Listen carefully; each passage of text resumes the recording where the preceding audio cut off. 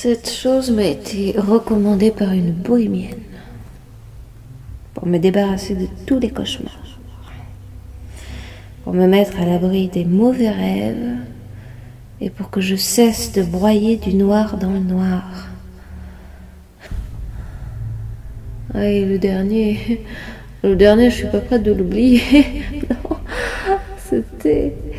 c'était en 2017. C'était en 2017 et les socialistes l'ont emporté à l'unanimité absolue. 9 Français sur 10 avaient voté pour Valls.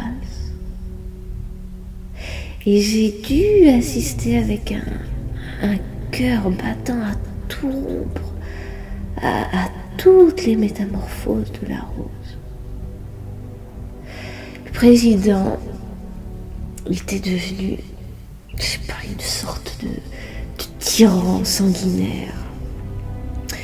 Et il avait pris la décision de devenir exterminateur d'extrémistes. Il exterminait tous les extrémistes, religieux ou de droite. Et il menait une politique fasciste contre les fascistes, raciste contre les racistes et terroriste contre les terroristes. Et toute la France collaborait. Toute la France à cette espèce de funeste épuration éthique. Et dans mon rêve, moi, je faisais partie des résistants. Et je me voyais nourrir, loger et planquer une ex-frontiste. Oui, je planquais. Je planquais chez moi une ex-frontiste. C'était une artiste peintre que je voyais déjà condamnée à la peine capitale par la Nouvelle Alliance. Et Monsieur de Saint-Cyr, le syndicaliste qui habitait au rez-de-chaussée, lui, il avait son île aussi. Et il avait vendu la mèche à la Gestapo. Et ce qui devait arriver, il arriva.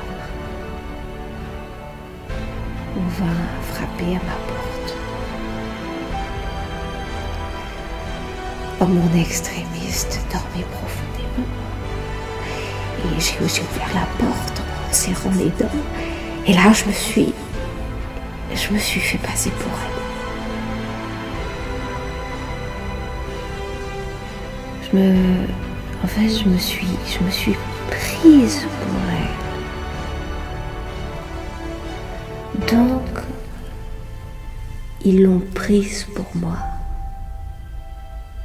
Et ils m'ont emmenée sur le champ. Et là,